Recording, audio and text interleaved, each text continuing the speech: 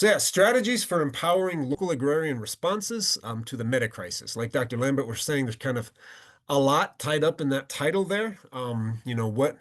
What is, for example, throughout the class, I want us to look at this word here, responses. I chose that word purposefully because I think there's a fairly big difference, not just linguistically and etymologically, but what is a response uh, compared to a solution? So I want to talk about that. And then an agrarian response versus a techno solution. I think there's a big difference between how we address certain issues. So, for example, we're going to talk about the problem of desertification in Northern Africa. The Saharan desert is expanding, it's pushing down, eating up in enormous areas of the world. The Middle East has, for a long time, that's where civilization started. And we talk about the cradle, the crescent, the fertile crescent between the Tigris and Euphrates rivers. If you go there now, it's nothing but desert. So how can we respond to this very real issue of turning of agricultural land converting into desert essentially? And how we do that, how we design projects, is going to determine whether we're going to be efficient and effective in the long term at those goals. So I'm going to talk about that, about agrarian responses versus maybe professional or institutional solutions. And then also the meta crisis. What is the meta crisis? And I think that one of the issues that I'm going to talk about in this class is that one of the biggest problems that development organizations face is the lack of ability to frame their efforts and their projects within a framework that really looks at the complexity of the issue, right? A lot of organizations say we specifically work in mitigating hunger, right? Or responding to famine, or empowering women's rights, or increasing the amount of children that go to school, whatever it might be, increasing the educational rate, literacy rate. All of these are good and important and can play an important part. But I think it's very important if a project is going to be successful, if it's going to have impact, if it's going to be effective, it needs to understand how it integrates into the wide systemic crisis that humanity itself is facing. So we're going to talk a little bit about what the meta crisis is and why it is an important framework to help us understand how we can really frame, develop, and organize projects that do respond to the complexity of the times we're living in.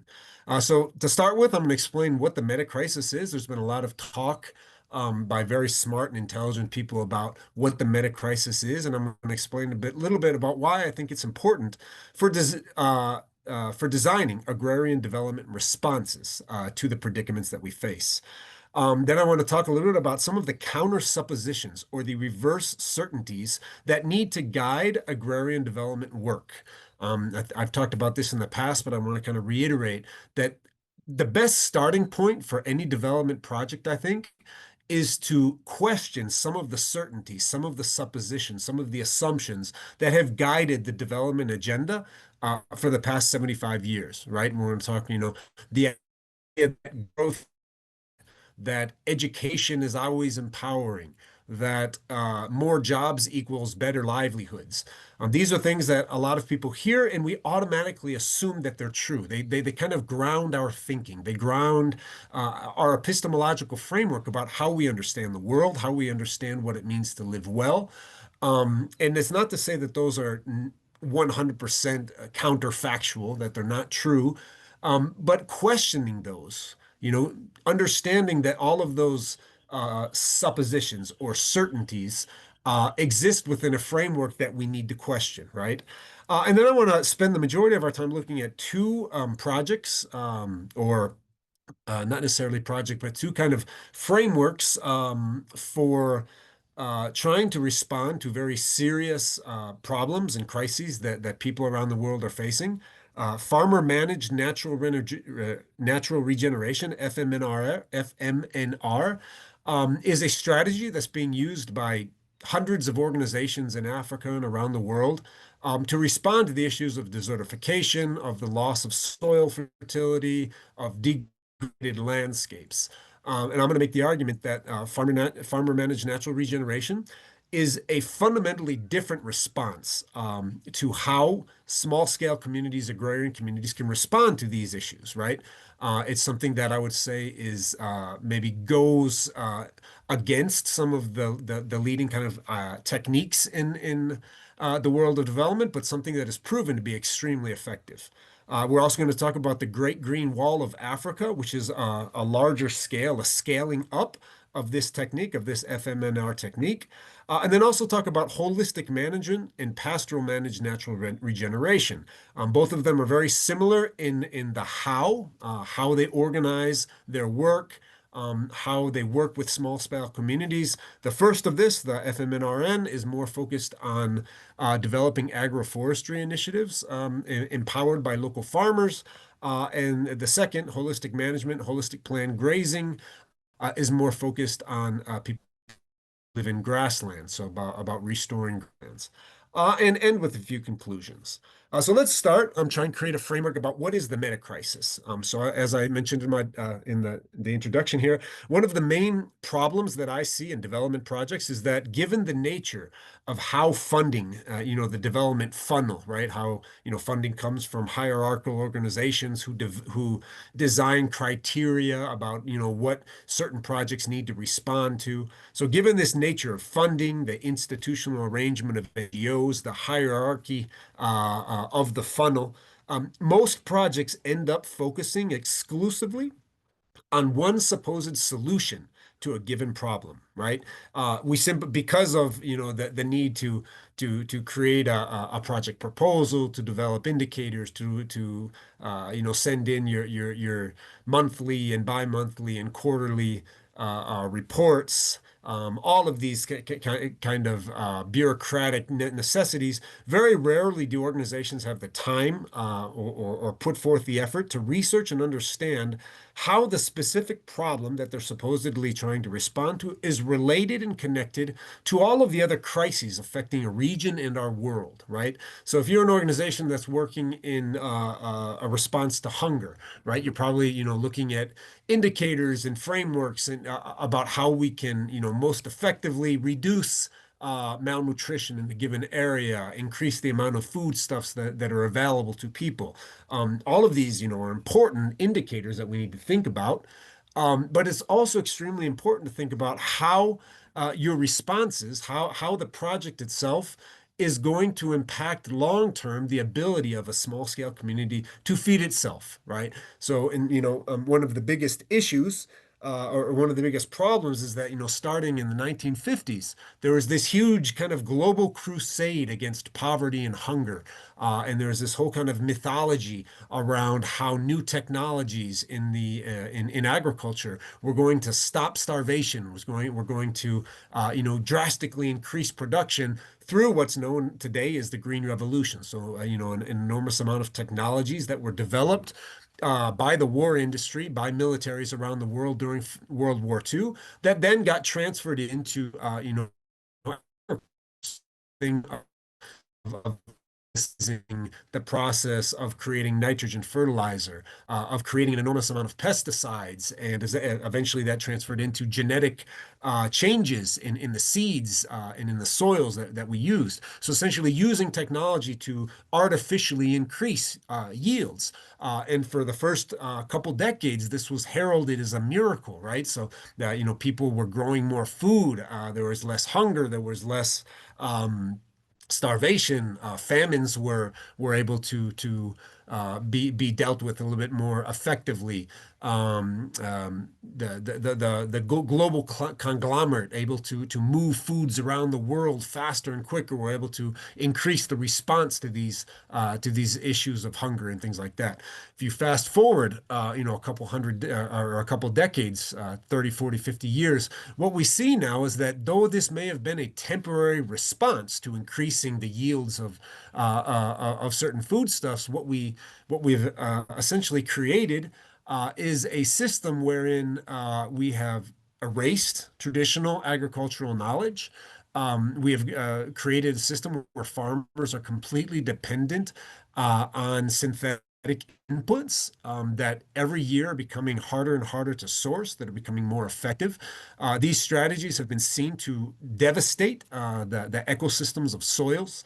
We've talked in the past about how the Green Revolution, if we continue along this path, the United Nations has said that at the most we have about 40 harvests left, right? So this is an example of well-meaning, I think, in many cases, development organizations wanting to respond to a very real problem. There was a problem with hunger in African nations in Latin America and Southeast Asia.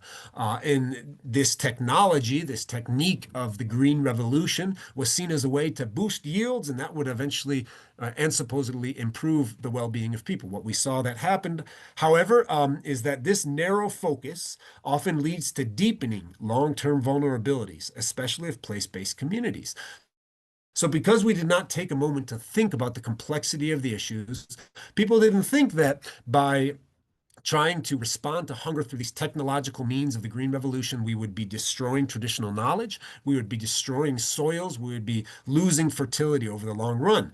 And in the end, this leads to kind of a deepening crisis, right? The metacrisis is the total is a study of the total ecosystem of all global crises and the common underlying dynamics that generate catastrophic and existential risks. Obviously, this is a big term. Nobody is able to understand all of the different effects that everything's going to have. But what the meta-crisis framework does is it obliges us to think with more wider boundaries about the impacts of what we do, right? The impacts in the case of development organizations. How is this project going to affect all of the or be impacted by all of the different global crises, right? It asks us to think about some of the underlying dynamics, the systemic dynamics of the world in which we live, right? So here we can talk, the meta crisis looks at issues related to energy, the problems with polluting energy, such as fossil fuels, and also the problems related to energy scarcity in the future. It looks at technology, some of its beneficial and negative effects as well. Issues with ecological footprints, complexity, supply chains, population growth, war and geopolitics, financial overshoot, GDP growth, governance, populism. The metacrisis theory also calls to our attention a staggering hidden premonition that our civilizational structure must drastically change if we have any hope for the flourishing of life on Earth. Daniel Schmachtenberger is one of the thinkers and writers who's talking very eloquently about the meta crisis. He is a consultant that works with lots of large scale organizations through the United Nations, and he says that we don't need to take on this godlike complex to think we are going to be able to understand all of the complexities of the world system in which we live. However, it is extremely important for any organization before we invest, thousands, hundreds of thousands, millions of dollars in a project to really think about how this project situates itself within this extremely complex global system that is unraveling, right? To understand the vulnerabilities of this global system and how development projects can situate themselves within this, right? So the term metacrisis, he says, Daniel Schmachtenberg, refers to the convergence of multiple interconnected systemic crises that collectively pose an existential threat to humanity and to the biosphere. Unlike isolated issues that can be resolved independently, a metacrisis encompasses a wide-ranging array of social, environmental, technological, and economic challenges that are deeply intertwined, amplifying each other's impacts. Does this mean that every development project in every part of the world needs to take it upon themselves and ourselves to save the world and develop solutions to the enormity of the compounding crisis? No, obviously not. There's going to be limitations in how much funding we have, what's the scope of our project, where are we working, who are we working with. I personally believe that small scale projects that work on a local level are always going to be much more effective, than these grandiose large projects. However, even the smallest scale project, even if you're working with, one cooperative in one tiny community in one part of a country, understanding how all of these projects are affected by underlying dynamics. How if we're working in agriculture, how is agriculture being impacted by shifts in geopolitics? How is this agricultural project going to be impacted by climate change, by disruptions to energy availability, to disruptions in global supply chains? Before we develop a project, we need to think about all of these kind of intertwined and mutually impacting forces that are a part, a reality of the interconnected global society in which we live today. The metacrisis thus provides a framework for understanding the complexity of issues and necessitates a holistic and integrative approach to problem solving, as traditional linear methods are insufficient for addressing the root causes and proliferating effects. It encourages us to think about the second, third, and fourth order effects of our actions or projects, right? So, not just think about what's the immediate effect, what's the immediate objective of what we want to do. We want to stop hunger, right? We see that there's an area in the world where there's, there is a serious famine, ongoing. We want to stop that. That's our first order objective, right? But how we do that, what's going to be the second, third, fourth, fifth order effects of that, right? So if we want to stop famine or mitigate hunger by importing food from Ukraine. Ukraine is one of what used to be at least one of the larger importers of foodstuffs around the world, especially grains, and import that into African countries and distribute that food. That might respond to that first order objective, right, of wanting to stop hunger. But what are the second order effects? Well, it might undermine local efforts at production, right? If local farmers who are trying to grow grain to respond to this crisis might find that they can't compete with the free handouts that are being sent by aid organizations around the world. We might not know. We might not have known if this was a project in 2019 that started. We might not have known that Russia was going to invade Ukraine and drastically upend and interrupt the agricultural system in the exports that came from Ukrainian agriculture, right? We might not have known that by doing this importing of agriculture, people would develop dependencies on these handouts and interrupt, again, local traditions of agriculture, right? We need to think about how all of our projects are going to be affected by the diverse kind of tentacles, right, of the meta crisis.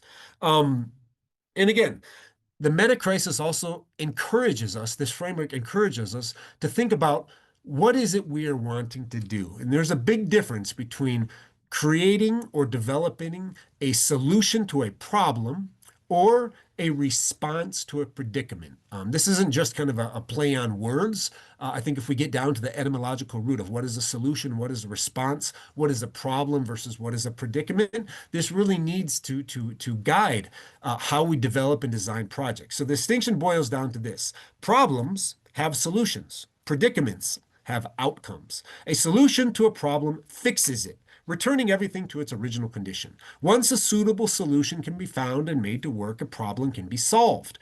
A predicament, by contrast, has no solution, no easy implementable solution. Faced with a predicament, people can develop responses, but not solutions. Those responses may succeed, they may fail, or they may fall somewhere in between, but no response can erase a predicament. A predicament have outcomes that can be managed, but circumstances cannot be returned to their original state. By framing development work in the light of responses to a predicament, this allows us to avoid the techno-solutionist mindset that is blind to the meta-crisis vulnerabilities. It allows people in the development industry to approach a deeper understanding of the wisdom inherent in the livelihoods, cultures, and epistemologies of the traditional land-based peoples. So let's go back to this example of hunger, right? A solution to the problem of hunger might be as simple as let's import foodstuffs, distribute these foodstuffs, make sure that we can measure how many calories per day each child in this famine or hunger-stricken region might have. We can develop supply chains to ensure that all of these grain and protein is being delivered to these areas, right? And boom, just like that, we have a solution to a problem. And we can put it down on a report. We can, show through indicators that hunger has diminished. But what we're not showing is that what's going to happen again, if geopolitical tensions, change this, if, funding falls through and we can no longer respond to that, if, people, local agrarian traditions, local farmers, the local agrarian economy eventually is upended by this vast import of grain and foodstuffs that are seeking to respond to that. How are we going to feed people in a region where farming is becoming extinct as an occupation, right? A response to a predicament might lay what might starts by saying, why is there hunger? What is happening? What are some of the ecological, environmental, social, geopolitical, international tensions that are creating this, right? We might say, especially in areas of sub-Saharan Africa, that hunger is being driven by the desertification process. The Saharan desert is pushing southward. Weather patterns are changing. There's extreme droughts. This is a predicament. This is something that we have to live with. How can we respond to this reality instead of just trying to create a quick fix that can be responded to in our reports that can be shown to be supposedly effective? How can we try to create a response wherein small scale local agrarian communities can live in this area, can try and create farming systems that will understand that desertification is a real threat, that changing climate is something that is going to be a reality throughout our lifetimes, that this is a reality in which we have to live and we have to respond to, right? And that's a fundamental distinction, right? Development as a response to a predicament or as a solution to a problem, right? Another thing that I think the meta crisis asks is we're gonna return to this example when we start to look at FMNR or farmer managed natural regeneration projects. But before we get to that, I just want to also kind of frame our thinking, within this framework of the meta crisis. That the meta crisis should also challenge development organizations to question some of these words or these concepts that nobody questions, right? And I've talked about this in the past. I remember, a couple years ago, I was in a meeting with a bunch of Peace Corps volunteers. So the Peace Corps is kind of like this small scale development organization of the United States. It used to be, at least. It might be being canceled. It might be canceled in the coming years. But yeah, it was all of these young people who came together and they were explaining what they were doing, what were some of the development projects that they were working on. And almost all of these young people, well-meaning, well-intentioned, uh, framed and said, tried to define their projects with these words these concepts that they didn't have the ability to really question. So, one of them said, "We are giving scholarships to rural students so that they can continue their education. We are helping small farmers improve their outputs." Things like this. This idea of improving income or increasing income, increasing jobs, increasing literacy rates, increasing educational rates. Again, all of these things can be very beneficial, very impactful. But if we don't have the ability to just question these assumptions, then there's always going to be this kind of void, right? So the development work if development work is going to effectively respond to the complex reality of the meta crisis, and if it is to be authentic in its objectives, then it will need to deeply question some of the undisputed assumptions that have guided the development agenda for the past 70 years. 75 years. One, that economic growth is always good and desirable, right? We've talked about this in past classes about this idea of trying to continually and excessively grow the economy within a finite environmental is one of the madnesses of of modernity. It's one of the insanities, right? You can't do that, right? We can't do that. We will hit up against limits. There are limits to growth, right? The development world needs to question this, question that more is always better. That economic upward mobility is a positive sign of betterment, right? I've seen this a lot in educational projects, right? This idea that the best thing that we can do for young people is help them to get go on to college, get a college scholarship. What that sometimes means, especially in many rural areas, is that if young people are going to use their education, they have to be willing and able to move away from their community. Essentially, education expels young people from the rural areas where they come from. In some cases, that might be beneficial, it might be needed, it might be something that young people want. But in many times, it's something that's enforced, right? So this idea that mobility, moving away, searching for the economic opportunities, that this is always what is good for an individual, for a community. We need to question that. Not necessarily say that that's untrue, but say that it might not be true in all cases, right? That insertion into the global monetary that the best against poverty is to move people away from traditional agrarian livelihoods and into work, right? And I did a consulting project a couple years ago with young people in in San Salvador, young people who had moved away from rural agrarian farming communities and into the city.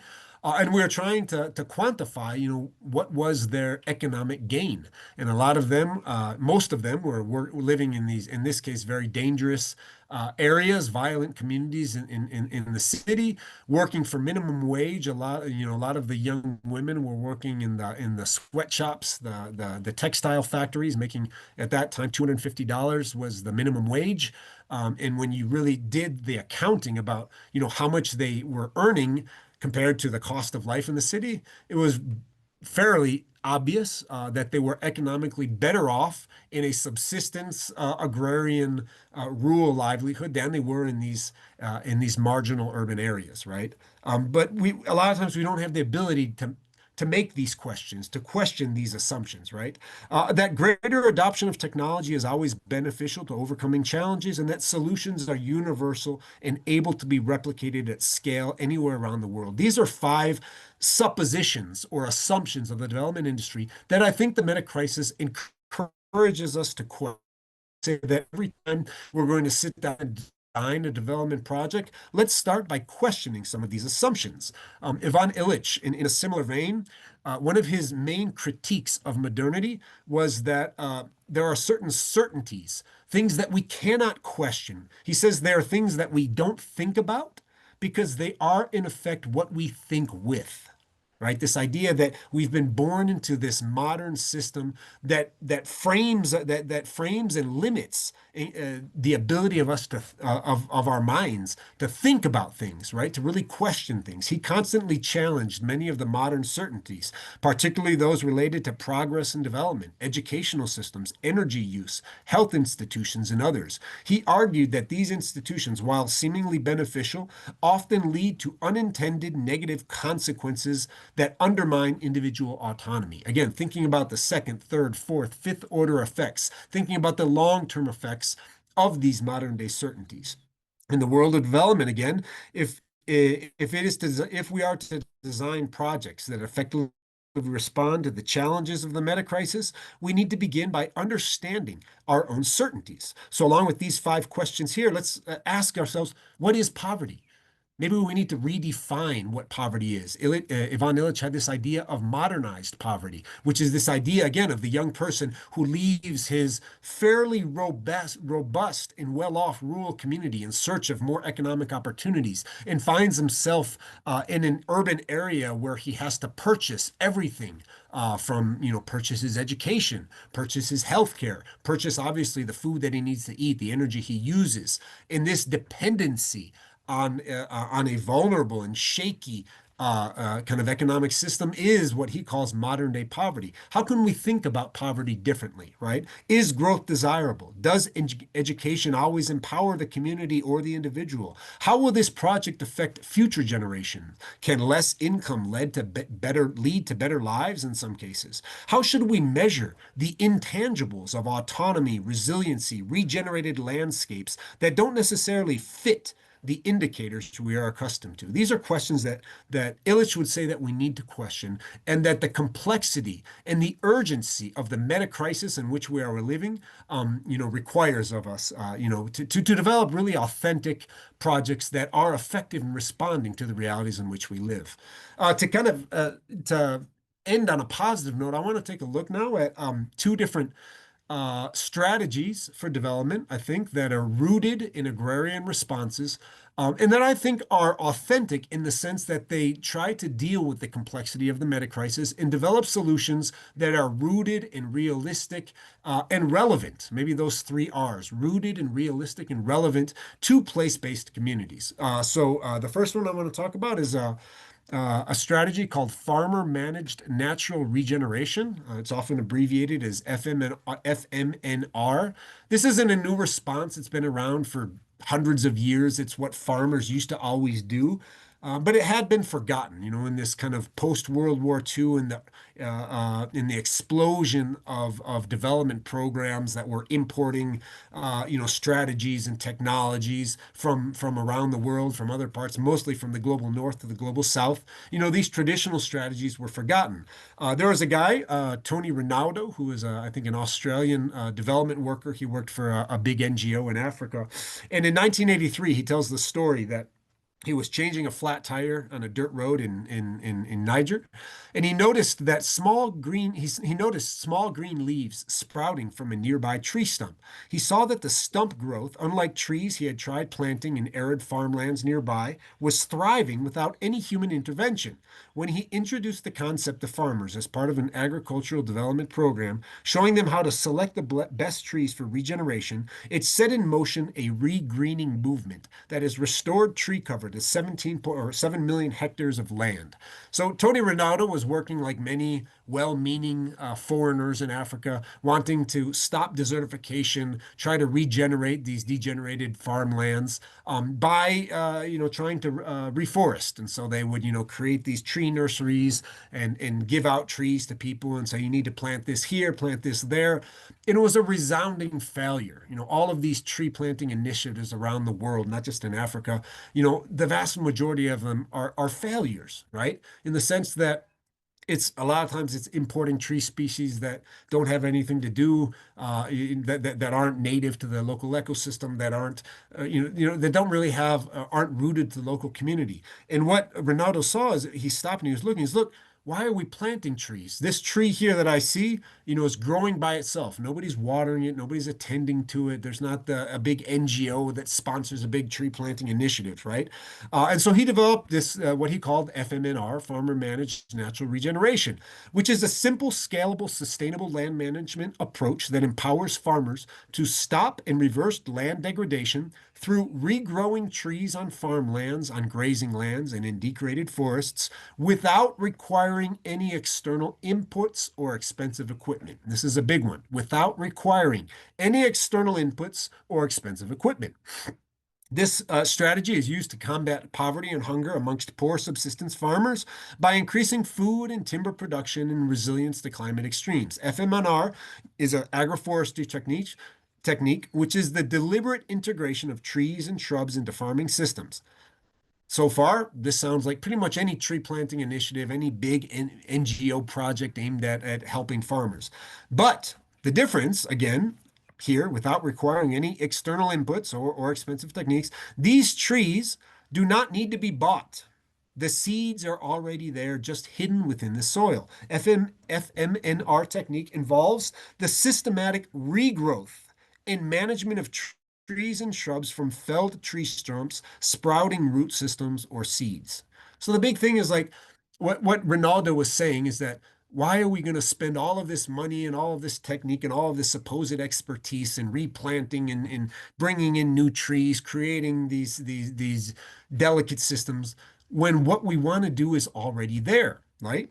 So looking at what already exists in the ecosystem, a lot of times all of these, farmers had been selecting certain species of trees for dozens of generations, right? These hardy trees that grow in extremely arid landscapes that are able to be chopped down and regrow, that can be managed in this coppice forestry system. Coppice forestry is this system where you can let a tree grow, you cut it down, and its root system is such that it will resprout almost immediately.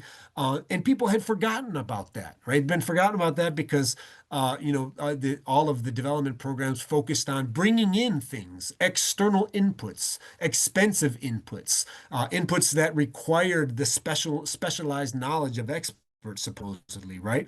But FMNR, however, kind of upended this idea, and it said, it starts on the first principle that says use the existing resources, right? Often the tree is already there. It's underground. We simply need to give it a chance to get established, right? We don't have to worry about tree planting. We just have to try and find the trees that are already there, the roots that are already there, the seeds that are in the soil, the knowledge that exists in the brains and in the experience of local farmers, right? And then it focuses a lot on pruning and thinning, right? Prune and thin this regrowth is beneficial for the growth and form of the trees, correct? Seems to stimulate rapid growth and results in taller, straighter, more useful tree trunks being formed, right? This is simple, basic knowledge that most farmers have, right? It doesn't require uh, uh, special fertilizer, whatever it might be, right? It might require, some shears, a machete, some basic tools, and the knowledge about how to do this. And thirdly, and the most importantly, it's about engaging the community. The third principle is individual and community engagement. It requires agreement, a set of rules developed and agreed to by the stakeholders themselves. It's facilitated by enabling policies such as the right for individuals and communities to benefit from their work, right? Conventional approaches to reversing desertification, such as funding tree planting, rarely spread beyond the project boundary. And once external funding is withdrawn, the project dies, right? The moment that the UN project stops funding, or the moment that some big NGO kind of says, "Well, we've done our 3 to 5 year project, we're going to move on to another area." Most of these tree planting initiatives die. The trees themselves are no longer cared for, they die out. The nurseries that were established are abandoned. By comparison, FMNR technique is cheap, rapid, locally led, and implemented using local skills and resources, right? The poorest farmers can learn by observation and teach their neighbors. No one is dependent on an NGO or a big government organization to bring in the knowledge, to bring in the tools, to bring in the resources, right? FMNR techniques challenge conventional development approaches by challenging knowledge hierarchies. It's the farmer and not the agronomist who knows best, right? A lot of times development projects, focus on supposed professional knowledge, right? Whereas FMNR says, no, the knowledge is already there. It's the seed that's in the soil and the seed that's in the knowledge of the farmer. It makes it, FMNR techniques do make it harder to quantify and compute the results, right? How many trees were planted if none were planted because they were already there? So a lot of times we know when we're creating our reports and the funder wants to know, what are the verifiable results, what are the quantifiable results, we say, well, we didn't plant any trees because they were already there. So a lot of times these techniques need to question some of the assumptions about how we measure, what are the indicators of change, et cetera, right? And it doesn't fit into the global commodification of nature, right? So a lot of these regreening, these sustainability focused projects are about carbon credits, right? How many trees were planted? We can show this, and the people who are funding it can count it towards their carbon credits, so that these wealthy countries can continue to burn fossil fuels but feel better about themselves for doing it, right? Right?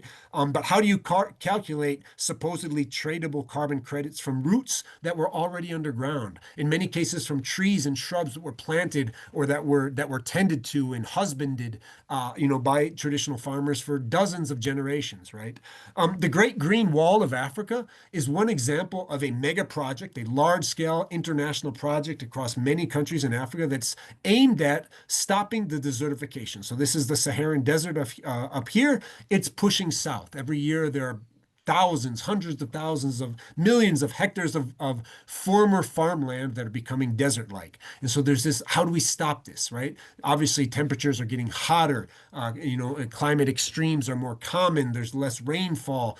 How do we stop this? And so the United Nations created the UN Convention to Combat Desertification. In 2007, the African Union created this Great Green Wall Initiative, which aims to restore the continent's degraded landscapes and transform millions of lives in this area of the world, to restore 100 million hectares of currently degraded land, sequestering all bunches of carbon. This will help communities living along the wall to grow fertile land, economic opportunities, food security, etc. So far, this all sounds great, but how it's being done is what's really kind of transformative about the project, right? So we're creating this big green wall, this wall of trees and vegetation that's supposedly to stop the desertification of Central Africa. But it's not about bringing in, genetic modified trees and crops. It's not about tree planting initiatives. It's not about bringing in, learned agronomists. It's about doing this. One of the most successful ways of stopping desertification in this part of the world is about creating these half moon terraces. So farmers with a hoe, with a pickaxe, create these half moon terraces that are then seeded. Many times they're not even seeded at all because the seeds are already there. But by creating these minor indentations in the soil, this helps to stop erosion through wind and through the rainfall that does occur. It allows seeds to be trapped in here. It allows for moisture to build up. It allows for things to grow naturally. A lot of times these half moon terraces are built around the roots of existing shrubs and trees that are already there, and just this minor change allows a little bit of moisture and humidity in soil to be captured and to build up, and this allows areas to be greened, to be reforested, to be revegetated, right? This mega project attempts to respond to the challenges of the metacrisis through incorporating nuanced, complex, and long-term thinking into the design. It focuses on small scale, low input, traditional, and autonomy empowering approaches that deprofessionalize the response to the predicament of being embodied creatures in the world who need to grow food to feed ourselves, right? So you see here, something as simple as this doesn't require external inputs, right? And the little bit of rain that does occur, allows this rain to be harvested in these areas, allows vegetation to take off. It's not about saving the nature or feeding the hungry, but about designing a holistic strategy that understands the connections between rooted communities, traditional livelihoods, connection to place, and global phenomena, right? So that's just one example of how a simple project can be framed and designed within the concept of the meta crisis, right? That doesn't settle for simple solutions to a problem, but really tries to understand the complexity of the issue and understand that empowering people who live in these places is going to be one of the most fundamental aspects. Another kind of very similar approach, especially in Southern Africa and other parts around the world, is called holistic planned grazing. Another major cause of desertification is mismanaged agriculture, the production of food and fiber from the world's land and waters by human beings. In the past, large wild herds of grass-eating herbivores migrated or were compelled to keep moving, right? So think about herds of elephants in Africa, herds of bison in North America, right? These herds grazed, defecated, stomped, and salivated as they moved around, building soil and deepening plant roots, but they never stayed in one place. They were continually moving, in a nomadic kind of pattern around large ecosystems. Over time, the wild herds were largely replaced by small numbers of domestic sedentary livestock, and populations of pack hunting predators were destroyed. Without the constant activity of large numbers of bunched animals, the biological cycle, the birth, growth, death, and decay, was interrupted, and the grasslands and their once rich soils turned into dry, exposed desert land. Holistic planned grazing is about getting animals to the right place at the right time with the right behavior, trying to mimic these traditional patterns of grazing of these large scale herbivores that always existed in Earth history, right? So no development response is universal applicable. In an area that was traditionally a grassland, reforesting, tree planting initiatives are often a massive failure. And that's one of the big problems. People see, the desertification of a landscape and they say, we need to plant trees here. but they don't think about, there never was trees here. This was always a grasslands. Grasslands and prairies are natural ecosystems that people have learned to live with. All of the traditional grazing communities, the pastoral communities, the hunting and gathering communities that still exist around the world learned to understand how these natural ecosystems worked and developed livelihoods that fit to this place, right?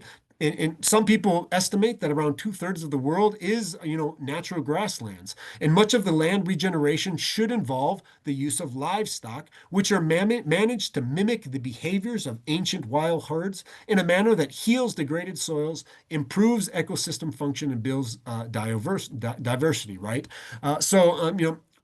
Just as you have farmer managed natural regeneration, there are other organizations today that are, implementing this holistic grazing in a thing called pastoral managed natural regeneration, where you seek to mimic the movement of large herbivores over grasslands through rotational grazing, diversified prairie ecosystems, and permanent ground cover. It is also a response that challenges the mainstream certainty that livestock are driving climate change, and it empowers local rooted responses that are authentic and faithful to the traditions and reality of a place. So many big NGOs who are trying to stop climate change, one of the things they do is they say to rooted, agrarian communities, you need to get rid of your animals. You need to get rid of your cows, your sheep, your goats, because these are driving desertification.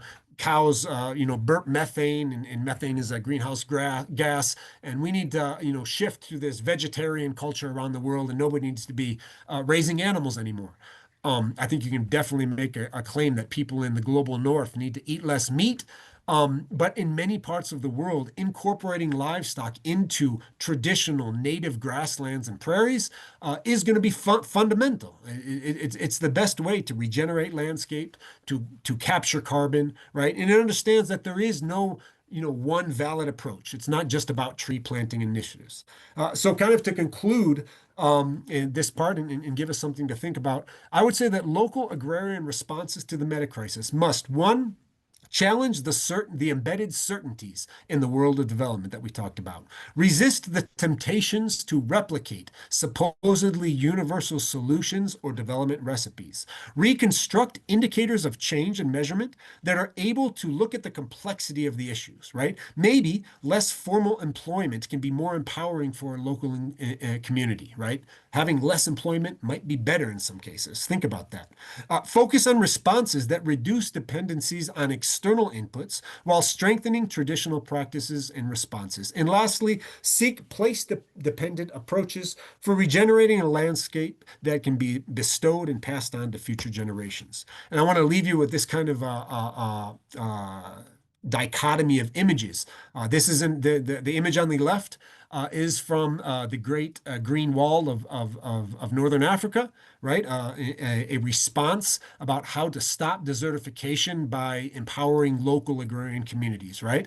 And this is a AI generated image of a project in Saudi Arabia, another desert area, an area that has been desertified, called the Line, which is this futuristic, modern approach to stopping, not necessarily stopping desertification, but helping people live in the desert by creating this high tech modern way of everybody living in this enclosed little line that's going to be powered by solar panels, and everybody's going to be living this ultra modern futuristic lifestyle. These are two responses about how we can respond to the predicament of living in a world that is threatened by desertification. I think just thinking about which of these is more realistic, which of these is healthier, which of these is going to be better in the long term is a good kind of starting point for us to question. So I'm going to go ahead and stop my presentation there, and I look forward to hearing what you all have to say.